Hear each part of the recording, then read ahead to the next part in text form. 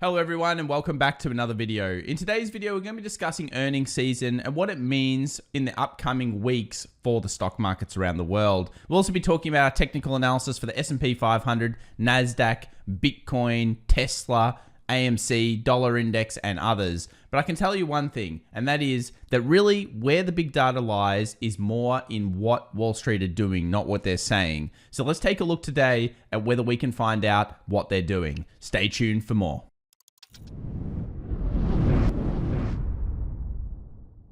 Okay, well, here begins our market recap for the market close, 22nd of July, 2021. And straight away, we'll have a look at this heat map and you can see quite a few things playing out. Number one, we have some of the FANG stocks doing well. Microsoft, Apple, Amazon, all on quite a lot of a run. We had the banks down due to the 10-year actually dropping. We had the Russell 2000 also down for that reason. And it was a bit of a kind of like mixed day. I guess you would say there's rotation into the tech stocks ahead of earnings. And then we have S&P 500 and Dow Jones. Now, anyone that has been watching the earnings call last night for Twitter, Snapchat, you'd be well aware that those earnings calls were massive and you ended up getting about a 16% return, I believe, after the close on Snapchat. That bodes well leading into things like the other social medias. And of course, we also go into the FANG stocks with a lot of optimism. Things like Apple, Amazon, etc. They're all just going to be like feeling that kind of cloud nine. And we'll show you with some hard data later what Wall Street's actually doing into a lot of these earnings events. Let's now have a look at the market sectors and which ones were doing well. So we had technology out, healthcare out, two of our favorite sectors. We also had some movement in the biotechnology sector, which is another one of our favorites. And the weakness was really found in the energy and financial sectors.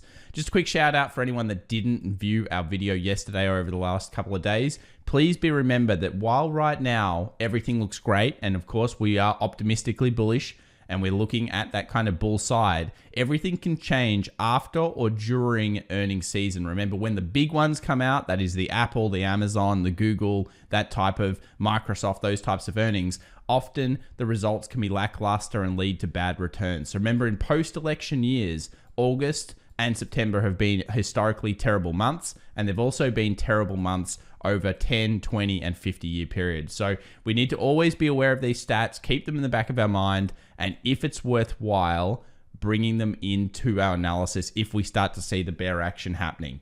We haven't seen it just yet. Let's go over here to the Friday session. We've got American Express coming out before the open. That will be an interesting one. And as I mentioned, Snap and Twitter just did amazing results. And Intel, unfortunately, was a bit lackluster. AMD continues to steal market share from them. So yeah, nothing really surprising there. Intel's been struggling for quite some time and it didn't have a bull buy on it. It was neutral yesterday into the earnings, and clearly the market had a bit of an idea of what they were trying to do.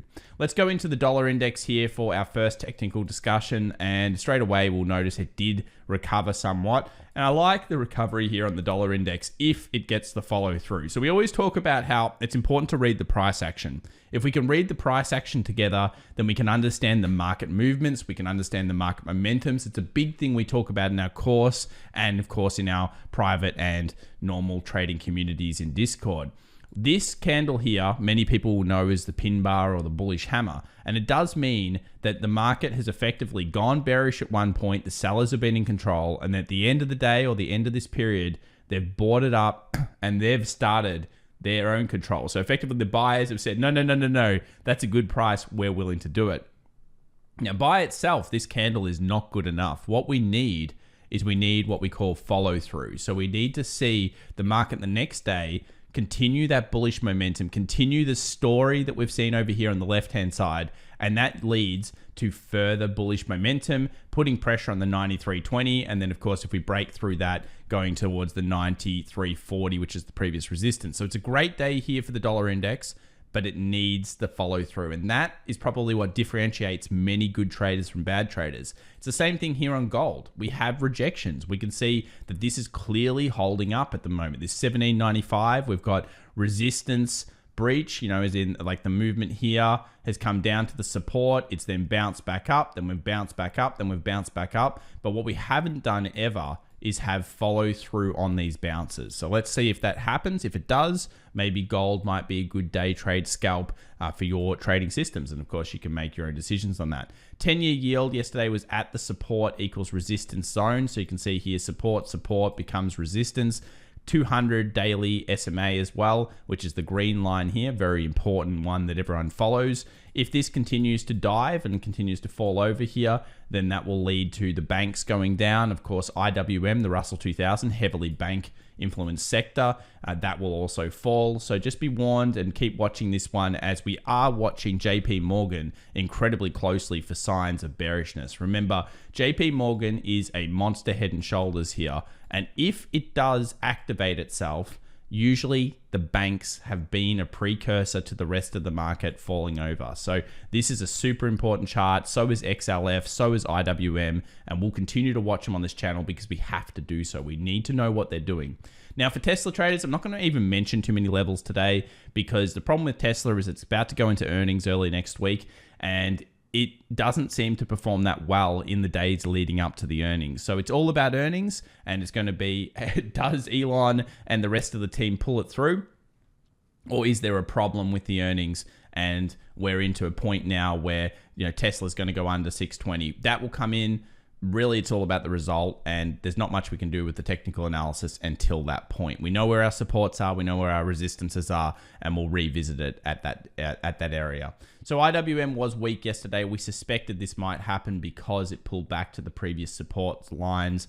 We definitely took a look at this live on the stream, and we weren't feeling too good about the day for IWM. It was weaker. 10-year yield is what I'll be looking at for this.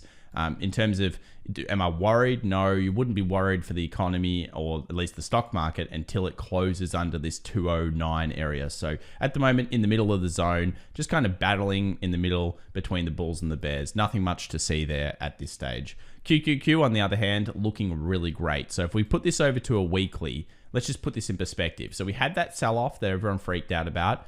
Every single one, the Dow, the S&P, and the QQQ all came down to mega support. Specifically, the S&P 500 was an amazing support. We definitely talked about that. We're still cautiously optimistic, as in we're bullishly optimistic into the earnings season, and then we're going to start turning probably quite bearish after the earnings season. I think it makes, or at least after the big ones, because it makes a lot of sense. We've got our trend line. We've been watching this trend line now for quite a few months, and we know that if it hits this level, somewhere around here, we expect some weakness to come back in for the Nasdaq. And this is going to be a zone that a lot of people are targeting for profits, a lot of people are looking at in general. At the same time, we have the S&P 500 as well, and if that breaches to a new high, we also have a monster community trend line here that we've been using now for months, very effectively, may I add. And this is something that, again, we're going to be looking for. So both markets right now tend to be looking towards, they're going to crack new highs, and if the results like Twitter and Snapchat go into Amazon, go into Apple, go into Google, then it's going to be that kind of slingshot effect that gets us to all-time highs, pushes us through.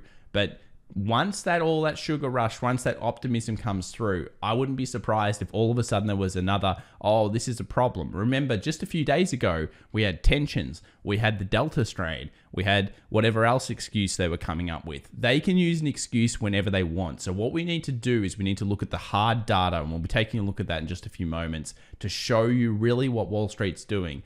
And I can tell you right now, it's short dated. A lot of short dated positions going through on some big FANG stocks. Let's have a look here at the US 30. This is the Dow Jones, came off our heavy support, another great line that we'll be looking at in the future. It looks pretty bullish at this stage. I mean, there's nothing bearish about this market just currently. We'd like to see a new peak, of course, if it was ever going to come back and test this trend line. If it came back now, no new peak, that is not a good sign.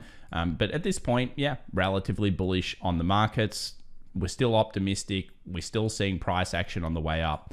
Now, we mentioned before that FANG stocks were all important, and FANG stocks were something that a lot of people are looking at. So Amazon here had a classic kind of couple of rejection days on it, and it kind of fired yesterday. Now, you might be saying, oh, Tom, 1.47% is not that great, bro.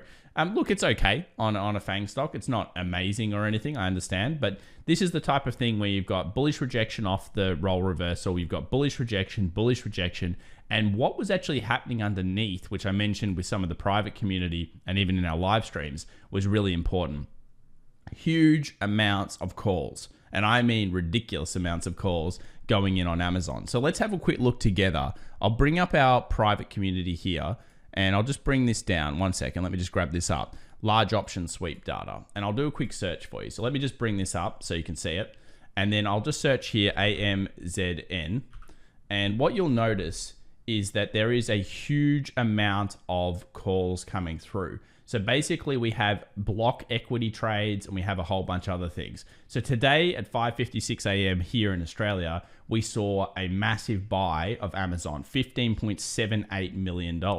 Then we have days before that, 575K of premium. We have 360K of premium, 400K of premium, 400K of premium. Almost every single day, there's been large block buys and huge purchases of calls, and most of them are expiring around that 23rd of the 7th, and then some into next week. So clearly, there's some massive ones. Here's one that's $1.33 million of call premium at the strike 35.50 for the 30th of the 7th. So it's the 30th of July. So there is a lot of bullish bets going in on Amazon right now. And the same thing can be said for Snow. The same thing can be said for Apple. It's just amazing how what Wall Street is doing is very, very common, which is that they're actually showing their hand in what they do rather than what, of course, they say. And that's super important. You've always got to look at what they're doing. If they're putting in millions of dollars of premium in only a week, then should we be following them or should we be going against them? Generally speaking, if you can go and see the smaller orders and the smaller prints are going the opposite way, or then they're doing something different, and you see the big positions doing something else other than that, guess what? That's a data point that gives you an edge in the markets. It's something you should always be looking at. Options lead to a little bit more, I guess, genuine success, because you can not only is the price action showing you things, but you can proof it with some data. Let's have a look here at Bitcoin. Bitcoin, of course, continues to be resistance level play. 20 moving average is fighting with it. If I zoom in here, what you'll notice is we have the long leg doji. So here's the long leg doji, guys.